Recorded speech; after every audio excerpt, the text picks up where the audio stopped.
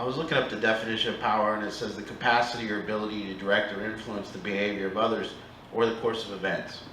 You know, I think that we haven't really tapped into or understand power. I think that if you looked at force, it would have the same definition. The capacity or ability to direct others and influence the behavior of others or the course of events. I think force can do the same thing. And then my question is, if we're going to take out power and force and we're going to look at it, the thing about addiction is, which one do you want to use?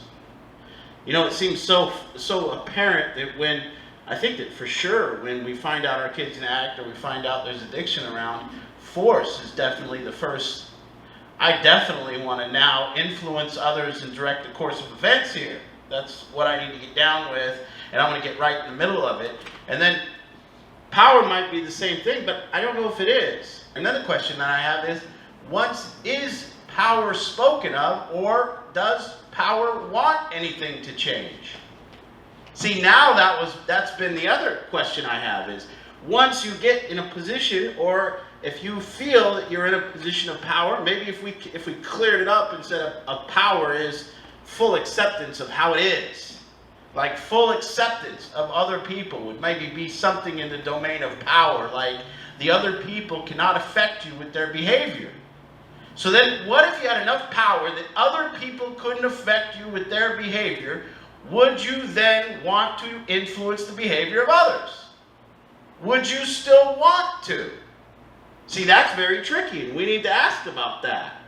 If you had enough power that other people's behavior would no longer influence you, would you then want to influence other people's behavior? And then if you have power to influence other people's behavior, do you want to influence other people's behavior? Why would you want to? If you look closely, it isn't about your power, it's about how you feel inside. Maybe the driving motivation to influence other people's behavior is because we don't feel good enough inside to allow other people's behavior. And then, creating a distinction of when we're using power to influence other people's behavior and when we're using force to other people's behavior. And I will say that let's create a distinction, and I'm going to propose that the distinction is motivation. Is it because it bothers me?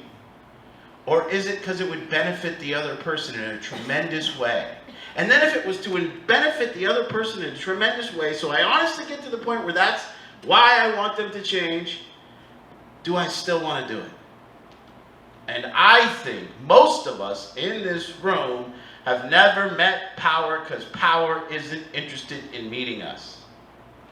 And what we come about is force. And force seems to want to meet people. Force seems to want to influence other people's behavior. Power seems to sit back and wait. We admitted we were powerless and our life's unmanageable. We admitted we were powerless over our addiction and our life's unmanageable. I don't know about that. I think we admitted we were powerless over our lives long before we were powerless over our addiction. I think drug use is an actual response to that. Addiction is a response to we admitted we were powerless and our life's unmanageable. I admit I have no power to make my life show up for me like I want it to show up for me. Give me something to help life show up for me like I want it to show up for me. Drug use is a reaction to powerlessness, not a result of drug use is powerlessness. Not true. So here we go. What is power? What is force? What's going on here? I say power is silence. Power is calm. And then we get back to the dilemma. If you're calm and silent, what would be the need for other people to change?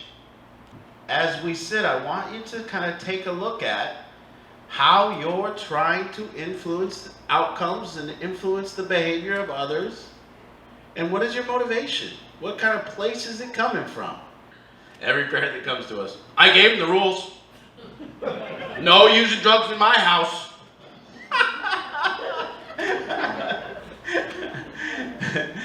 One time, has that ever been followed once? Every parent tried it. Every one of you did it. Every one of you said it. Notice that people, once they learn judo, they don't use judo. Power. Once they have it, they never use it. Isn't that the way with all powerful things? Once you have it, you no longer use it? Does somebody even know when they have it?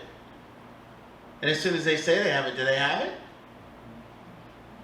As soon as I say I have it, do I have it still? Does power speak? Or does power influence the behavior of others without speaking?